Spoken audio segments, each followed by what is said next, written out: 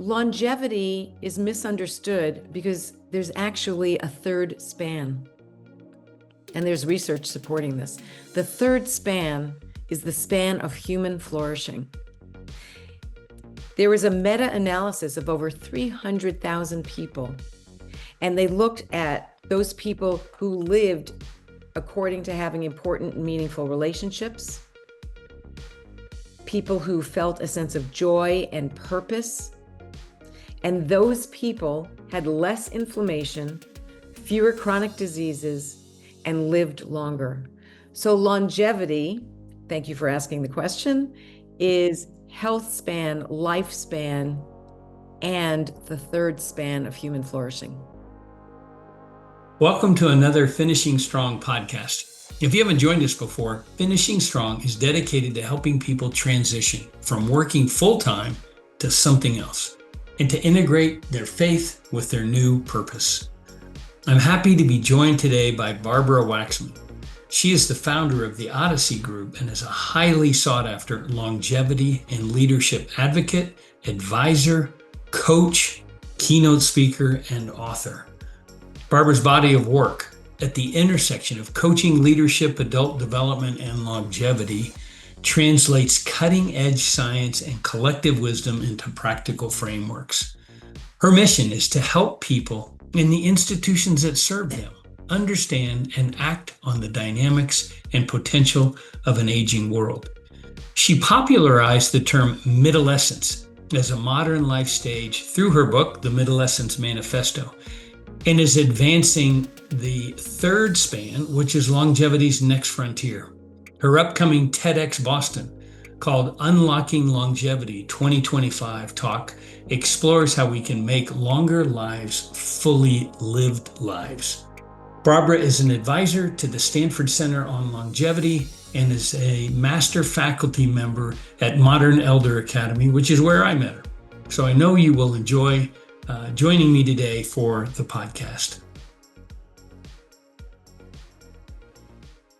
Well, Barb, thank you very much for being with me today. You and I learned about you through Modern Elder Academy, which we might talk about a little bit later, but I know you've got just a ton of things going on. So thanks for carving time out of your busy schedule to be with me. So happy to be here. Thanks for having me. You bet. Well, let's just jump in. You've got quite a background, which I will have already said in the intro, but let's start off with just your journey that got you to where you are today, doing what you're doing today.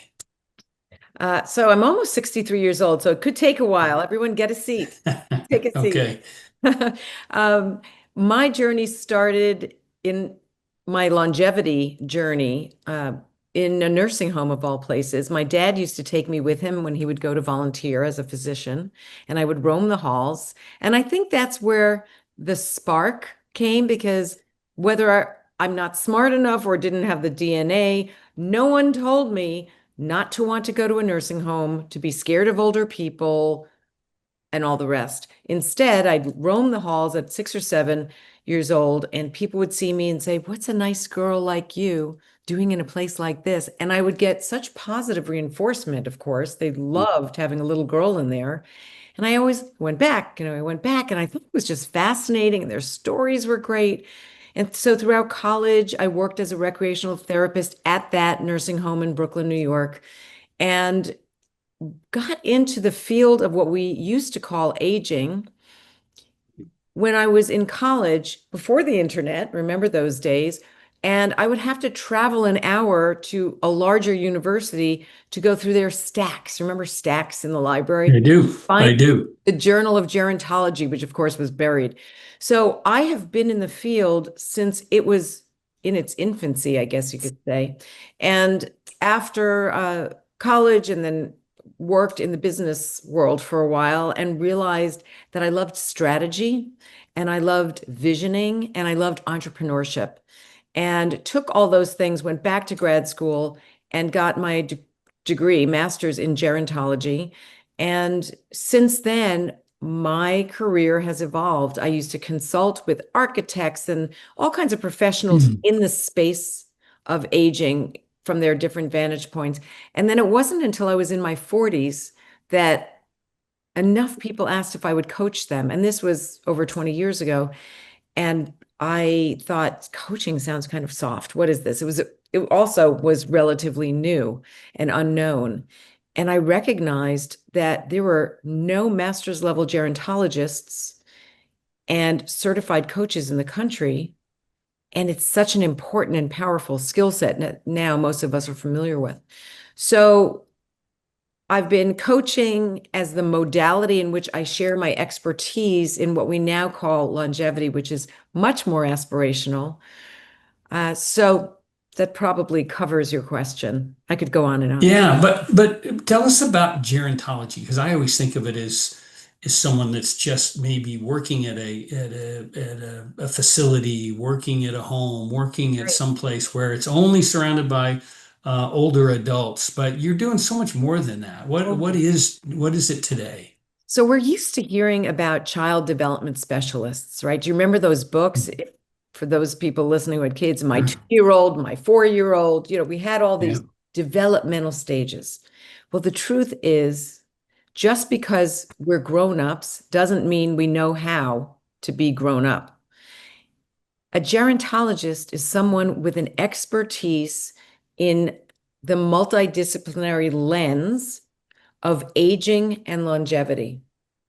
So the psychology, the social policy, the demography, the physiology, being an expert in everything that continues to grow and evolve. Because even though we may not be growing up like we do through adolescence, our bodies continue to change and evolve. So it's a gerontologist is someone, especially today, who I think is an ambassador of the possibility that's inherent in our longer lives, because very few people think about that and they associate the field with what we call the old, which now are people 90 to 100. It used to be people 75 and over. Now those people aren't considered so old anymore, right? Yeah, so talk longevity a second, because that is, I think when some of us think longevity, oh, you're just going to go get a bunch of drugs to see if you can live longer. But it's more than that. And how is that fitting into your gerontology? So you have just asked a very important question. In fact, I was asked to give a TEDx talk in Boston next month in October, and I'm not sure when this will air. And I'm going to be talking about what we get wrong about longevity, even the Yeah. professional. What we Hmm. get wrong is this. We think that longevity is based on two kinds of spans: lifespan, how long am I going to live? And how do I extend that as much as possible? And health span, how can I avoid disease? How can I stay as functional as possible? How do I Yeah. avoid dementia, right? Isn't that, if you put those two together, Yeah. lifespan and health span, that's how we think about longevity. And as a result of that kind of thinking, I'm wearing my Apple Watch. We all are wearing wearables, right? We Yeah. track our Yes. biometrics. Some of us get way too obsessed with fitting our metrics in ways that mean we make choices. I can't go out to dinner with you at 8 o'clock because my eating window ends at 6. I I'm going to get a bad sleep score on my aura. Yeah. Exactly. So longevity is misunderstood because there's actually a third span. And there's research supporting this. The third span is the span of human flourishing. There was a meta-analysis of over 300,000 people, and they looked at those people who lived according to having important and meaningful relationships, people who felt a sense of joy and purpose, and those people had less inflammation, fewer chronic diseases, and lived longer. So longevity, thank you for asking the question, is health span, lifespan, and the third span of human flourishing.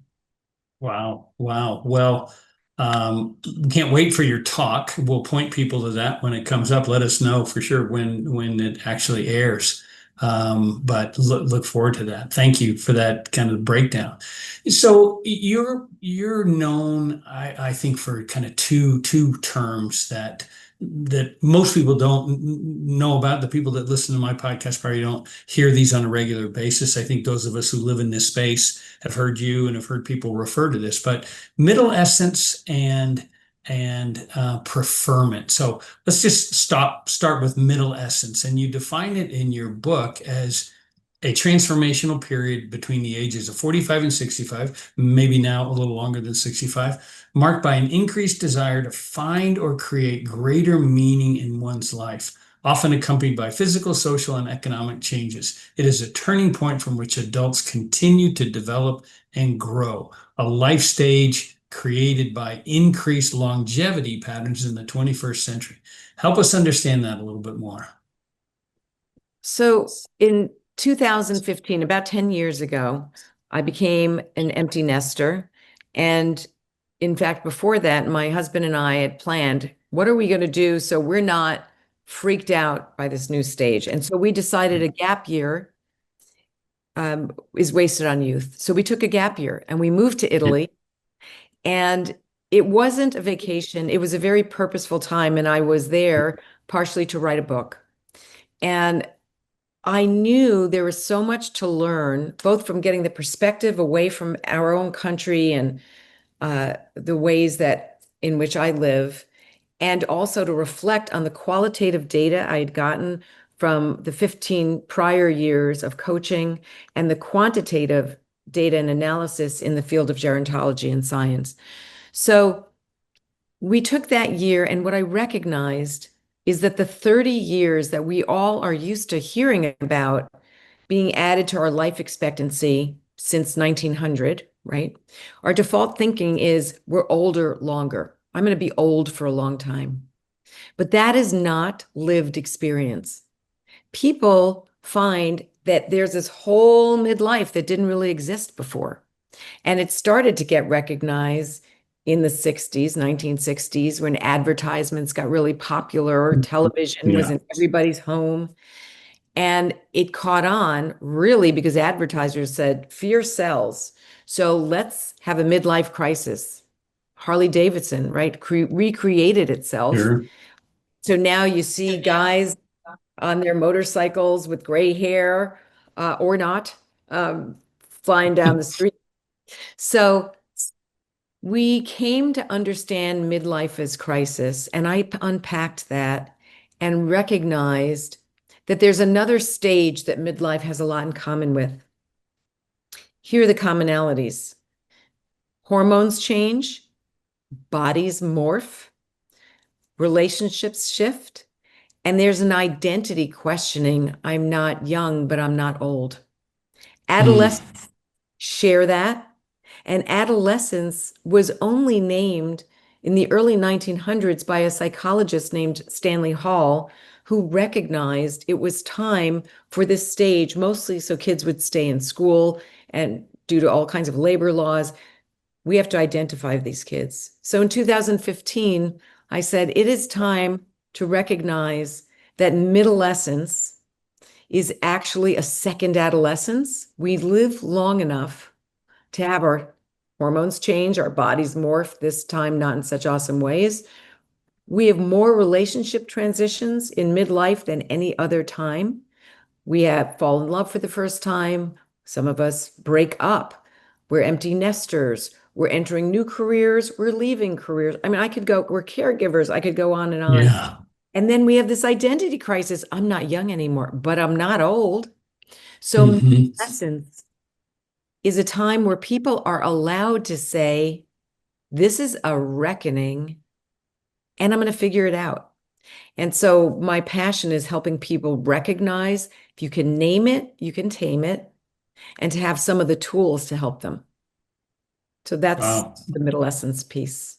Yeah, I'm sure anyone who's listening going, yeah, that's me. That's exactly me at this season of my life. And oftentimes we think we're the only ones thinking that. So That is a great word to connect to. And I think similar to our friends at Modern Elder Academy, Chip Conley talks about the chrysalis, right? And it's one of the chrysalises that we're involved in as we journey through life. Right. And this is a profound one. And I listened to Dan Buettner recently, or just a little clip or meme or whatever it was he had I think it was a clip on his social media, and he just said your first year of retirement is one of the most difficult years of your life. And I think because of so you're entering this during this middle-escent side, you don't know what the future is. You don't know what it's going to be like, and so this that you put some language to that. So thanks. The other term, which I think really caught me when I first heard you speak on a Modern Elder Academy online program that they had, I think it's called Reframing Retirement, and you talked about preferment, working in a different way during this stage of life. What's preferment? How do we use that term or think about that?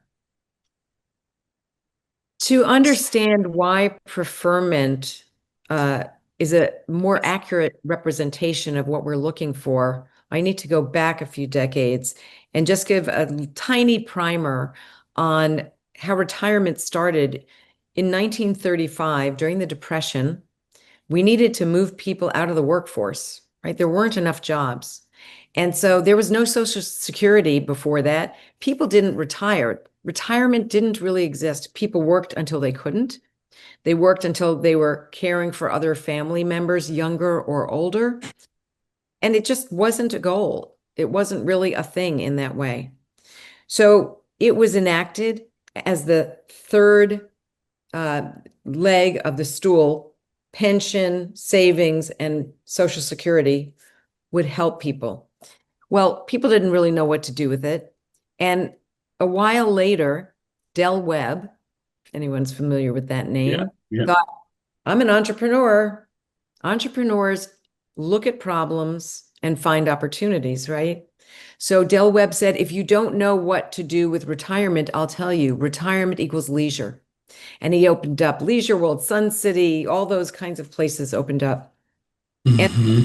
that's how we started to become a more and more segregated society. So what does this have to do with preferment? Uh, People started to withdraw to these communities. They'd have a golf cart, right? They'd ride around, they'd play golf, they'd take a trip, they'd see the grandchildren once in a while. And they did have maybe 15, 20 years to do all of those things. Well, now, when people want to leave work as they know it, that holds them, that is their anchor, and they're looking and saying, I could have another 40 years. I don't want to withdraw, right? What do I do? And so that is what Dan Buettner was talking about. Although I'll tell you, that's not actually what the research is showing. Some people are really excited about it. For the first 2 years, some people go into crisis, they're not prepared. Yeah. Others feel like this is awesome. And after about 2 years, at that mark, everyone's sort of in that space. If they haven't figured it out, I got to find more meaning. So when I recognized that the word retirement was an anachronism, I thought, what is it that we're really looking for? And I think what we want is to have the agency to continue to work if we choose to. How many people have you heard say, oh, I'm working in retirement? It's an Yeah. oxymoron. It doesn't even make sense. So what is it we want? I really want to build a portfolio of things I prefer. I prefer to engage in a podcast with Jamie. I prefer to work and lead workshops at MEA. I prefer to spend time with my grandchildren. I prefer to work on my well-being. I'm investing in a portfolio on my terms in a way you can't when you're working so hard that it's kind of the primary anchor. So that's in a nutshell, but well, not such a nutshell, a long-winded answer to what preferment is. No, and that's great. Great. I was just with a group of guys yesterday morning, and we were talking about kind of, all right, we got a white canvas for today. And we were just talking about, that day, and said, how do we want to live that out? And we talked about what I hear a lot with MEA, the affluence of time, and we're so fortunate we have this. even though some of us are like me are still working, we still have a lot more flexibility than we've ever had. And if they don't have a full-time job, they've got lots of opportunity to live the way they prefer, to do the things they prefer. And it's a great season of life for us to be able to act that out. So thanks. Well, I know a lot of people start using that in their vocabulary. One of the things I recently just kind of caught me, and it was at a Modern Elder Academy conference where Arthur Brooks was speaking, and we got off on a little bit of a purpose and meaning. And you talk a lot about purpose. You also talk a lot about meaning. And I've been asking my podcast guests recently, what do you see the difference between either living with purpose or living with meaning, or just how do you separate those two or combine those two terms? It's a great question. I'll address purpose first. Yeah. I think that we have, in the United States in particular, an obsession with purpose. There's a lot of pressure.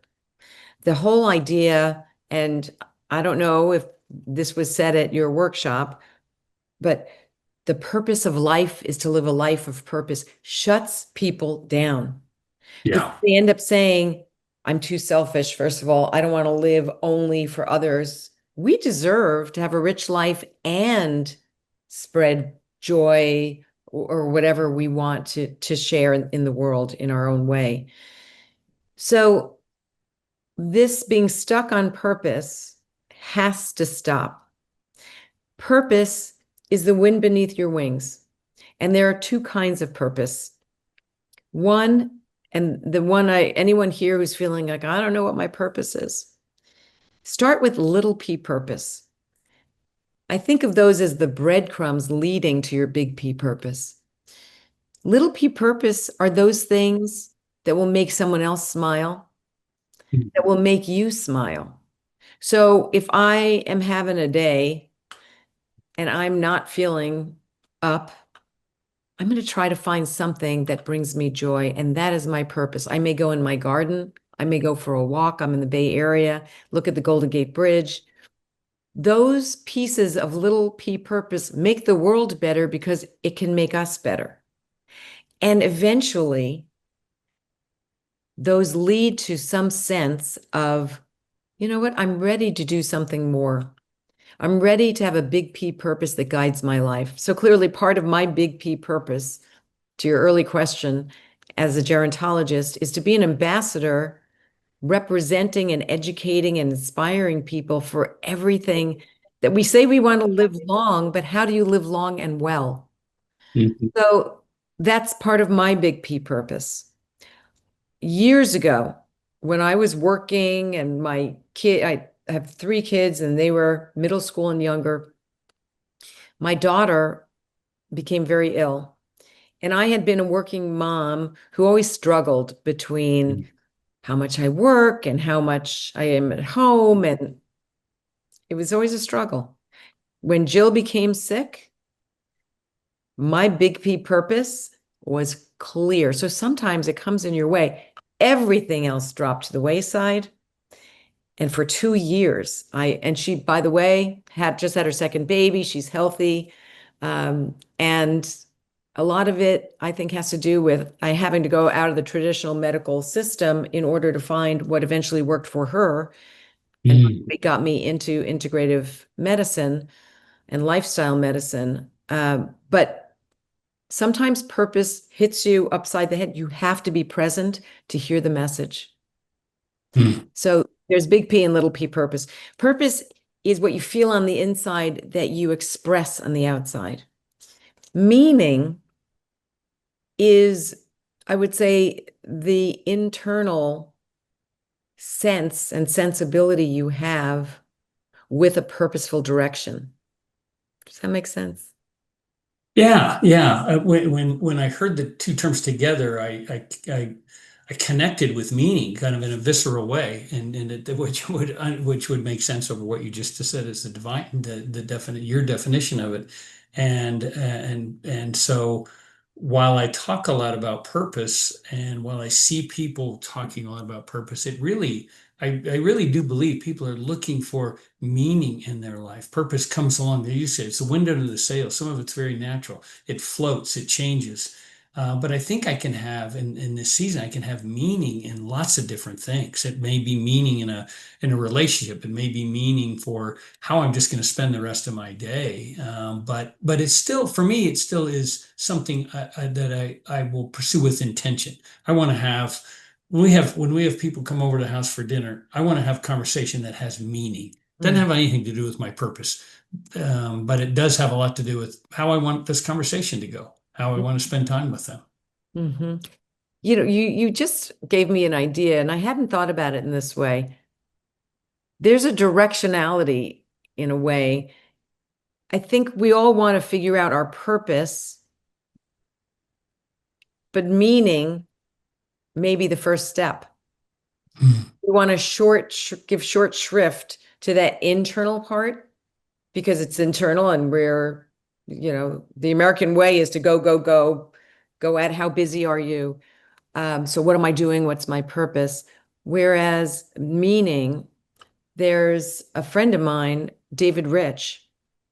You remind me, he recognized he wanted to have deeper conversations.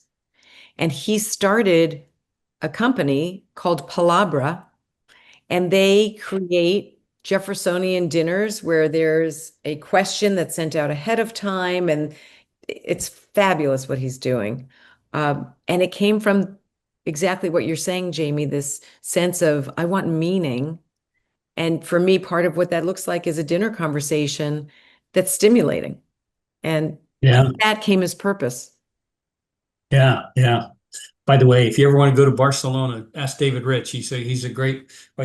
We went to every restaurant he recommended there when we were over there last year. So I love his writings and love Yeah. Palabra. So thanks. So in your book, you talk about these five essential elements, which is somewhat has a dovetail into some of the stuff that I do in Finishing Strong. I focus on physical health, spiritual health, relational health, financial health, and then living with meaning, which I'm going to start calling instead of purpose. But you teach about these five essential elements that help us experience extraordinary results. And I would say, going back to one of the first things you said, to flourish in this stage. What do you help us understand those five essential elements? So I want to make a slight course correction because you did your research. The five essential elements are now the seven lifestyle levers. And I'll tell you how that happened. So for years, and it started when Jill was sick, and I had learned so much about different modalities of health and energy and realized there were these five areas. And now I'm an advisor at Stanford to lifestyle medicine and the Center on Longevity, and have learned because I keep up with the research that is current and currently changing uh, all the time around longevity and lifestyle. And so as a result of that, I updated and upgraded the experience to be seven lifestyle levers. And there's a free online assessment on my website, barbarawaxman.com, you can take. And it's all evidence-based. It's based on high performing leaders, on optimal health, on geroscience and longevity. And what we know is that the six, that let's see if I can recall them all, nourishment, I call it nourishment and not nutrition, because so many people are told what to eat, when to eat it, and they don't follow up. Why? Because they don't feel nourished. So Yeah. there's nourishment, there's movement, there's rest and restoration, I call renewal. People think it's just sleep. It's not just about sleep, it's knowing what renews you. For me, a power nap of 18 minutes totally refreshes me. My husband, if Scott took a nap, he probably wouldn't get up. He goes and takes a sauna, which would exhaust me, and he comes out energized. So, renewal, cognition. How do we stay mentally sharp and focused? Relationships. one of the strongest predictors, this is out of Harvard's 86-year-old study on adult development, the Yeah. strongest predictors of long-term health and well-being and longevity are your relationships in midlife. The sixth is your sense of meaning and purpose. And then I say to folks, you get the seventh free if you do the other six, because the seventh we call stress management. And really, a Hmm. lot of those things are covered in the other six. So this is a foundational tool and assessment from which people build a longevity life plan. It's one of the core elements. I did take your test, your assessment. I got thriving, which I think is a good thing to get after that. Good. So I felt good. But like all your stuff, it's research based, it's data based. It's not just a feel good kind of No. a little assessment. It really did. You could tell the thoughtfulness and the questions and all of that came out through that. So I will encourage people to we'll put your website in our show notes for sure, so people can see that. And I believe you've also got on that website people can sign up for a consultation with you, maybe to begin coaching with you. And you said that's one of your passions now. What could people expect out of that consultation with you, and then what does coaching with you look like? So I've always given people an opportunity and an opportunity for myself to connect with people before just engaging in work with them. Because coaching, like a lot of things, is a highly interactive and personal experience. And there's got to be a certain energy which says really nothing about me or the person on the other end of the Zoom, but it's really about connection and fit. I mean, obviously, some of it is what they're looking for and what I offer, Sure. but I want to make sure, and I think one of the reasons I've been so successful is if it doesn't feel to me like I'm the best person to help, I'm going to refer them to someone even better Yeah, for sure. them. And so these calls are very important. And so that's what typically happens. Um, Coaching with me takes many forms. I give workshops, I give speeches. I just came yesterday. I I meet every couple of months with a group called the Nesters, and there are these fabulous women in their 70s and 80s, actually, who I've been working with for a few years now. And it's like salon conversations. I have other people in their 40s. They have me come sort of to their book group to talk about things related to flourishing, related to longevity, related to parenting. I led an empty nester workshop in the last year. So coaching with me takes on a number of forms. Okay. Well, thanks. Well, again, encourage people to go to the website, get some time with you, and see all the resources you have. We got one last question, just because it's something I'm passionate about, and yet oftentimes I don't know how to go there with it. And that's intergenerational relationships. And I know you speak of that often in the importance of that. And I forget what it was that came my way the other day, and they talked about the villages down in Florida. I don't know if you've heard of that. So it's the Del Webb version of what's down there. And so I thought, oh, I want to look on that, and everything was about leisure and lifestyle, and some was wellness, but it was everything about being living with people who are over 55, over 60, over 70. And so interesting, that's not for me. I want to remain connected in an intergenerational, besides just my kids and their friends. What are some ways we can do that in this season of our life to really have that multi-generational, intergenerational experience and relationship and community, I should say? Well, for those people who have extended families, we so often neglect what's right in front of us. It's recognizing the flow, the energy and information exchange that's possible within our own small network and family. Um, then going wider, so many kids, I'll call them kids, but it could be people in their 20s and their 30s who are looking for someone to talk to. Loneliness is a national epidemic and carries risks on par with smoking 15 cigarettes a day.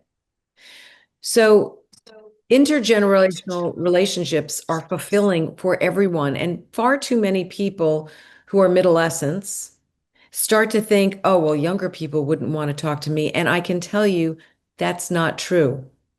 At the same time, what is true is we each have to ask ourselves, how am I showing up? Am I staying current? Doesn't mean I have to understand how to use my darn iPhone. That's what Mm-hmm. they're for.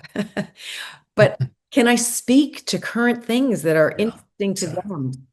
Am I taking care of my physical body in a way that I am representing and showing up?